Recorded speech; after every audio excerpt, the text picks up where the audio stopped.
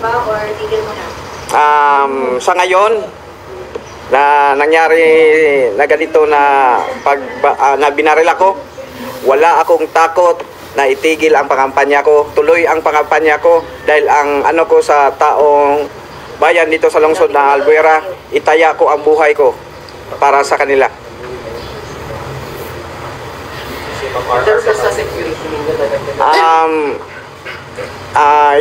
Yun ang isa kong concern.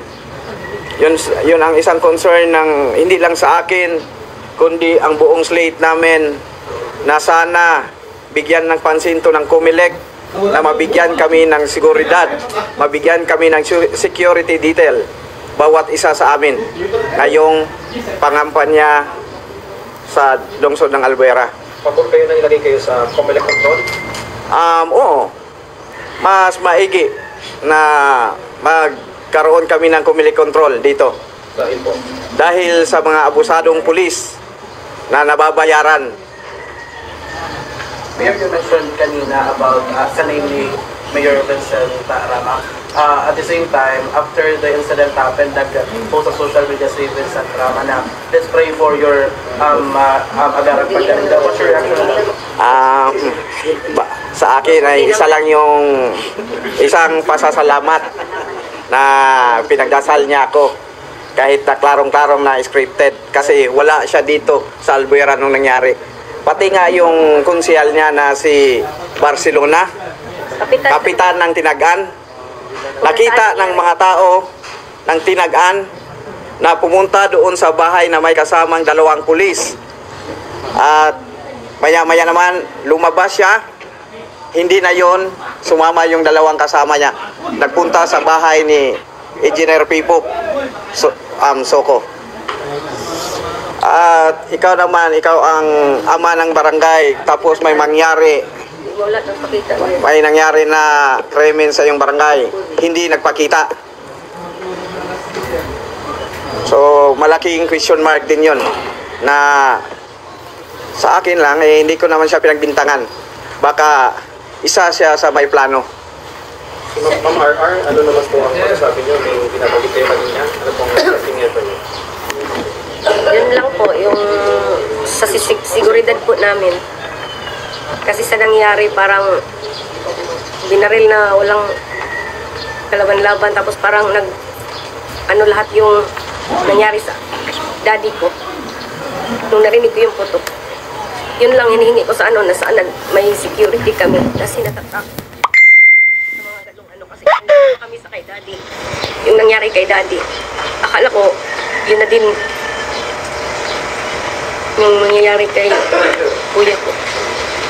Hinihingi ko lang sana na nagbalater na ako sa police station, Albuera Police Station na sana bigyan kaming pag may mga lakad kami sa pangkampanya namin na may pulis na nakabantay sa amin. Yun lang po. COMELEC control, pabutin po kayo? Pabor ako, mas mabuti yun kasi may nakabantay sa amin. Sa nangyari ngayon, mas mabuti. Natatakot na ba kayong lumabas mo? Wala kang patigan? Opo. Opo. Guys, kahapon dumating yung mga si IBG. Nagtatanong sila bakit hindi sila pinahulakan sa interview. Our attorney advised us na wag muna kasi we are still in shock. Hindi pa kami makapagsalita. Si Kuya doon pa, inaano pa siya sa ER. Tapos tumawag si lawyer namin na wag muna kasi hindi man ako kapagsalita kahapon. Shock pa po. Pero may mga pulis ba dumating sa part ng Tornok City nung nandun na si Mayor? Sa hospital? Wala. Ano po yung mga pulis na dumating? Albuera naman po. Ang masaklap pa sa nangyari, di ba? Wala. Insidente. Yung mga sasakyan ko, nauna ako doon sa ospital. Yung mga sasakyan na aming sasakyan, hindi na pinapasok doon sa Ormoc, yung mga private namin na sasakyan. Hindi talaga pinapasok ng border ng Ormoc. Kaya kayo na lang humusga kung anong klaseng plano to. Ano yung panawagan ninyo? Still going pa naman yung investigation. Ano yung panawagan niyo sa kapulisan sa investigation ng panawagan? Sana walang mangyaring whitewash kasi malaki ang aming tiwala lalo na ngayon sa presidente natin na si Bongbong Marcos na lahat ng mga insidente dinadaan sa due process. Yun lang. Yun lang po.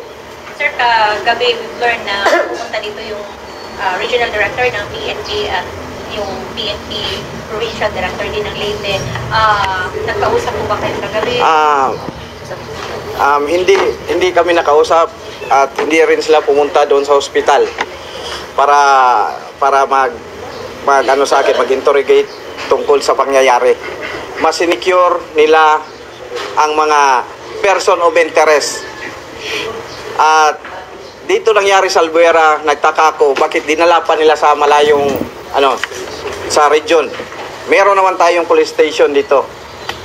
So, ibig sabihin nun, sir, yung mga pulis na nakuha doon sa area, dinala Nila sa region. So, sa pagkakaalam natin, jurisdiction ng Albuera. Dapat, kung ako, sa pagkakaalam ko, siguro, dadalhin sa police station ng Albuera. Kaya, sa ngayon pa lang, hindi mawala sa isip ko na may whitewash naman itong mangyayari sa mga pulis na ito. Sa mga person of interest. Anong panawagan niyo sa Pangulo sa pangampanyo na yan? Mahal na Pangulo, sana dinggin nyo kami na paimbestigahan talaga itong mga pulis na to at ang pangyayari na pamamaril sa akin dito sa lungsod ng Albuera. Lalo na kay Speaker of the House, Martin Romualdez, na inasahan namin, sir, na patas ang iyong pang-gobyerno. Sana walang whitewash na mangyari. Sir Kerwin, may nabanggit ka kanina na yung mga pulis may kinalaman dun sa war on drugs. Handa mo bang testify yan sa ICC kung sakasakali? Sa ngayon, sa nangyari sa akin, handang-handa ako. Kahit na anong mangyari. Lalo na para mabigyan ng hustisya ang aking ama na pinatay sa loob ng selda na walang kalaban-laban. Sir, nung marinig mo yung pag-aresto kay former President Duterte, ano po yung naging reaction mo niya? Normal lang at naawa ko sa kanya dahil matanda na siya. Pero may batas tayo na dapat harapin ang mga sinasampa na kaso sa kanya.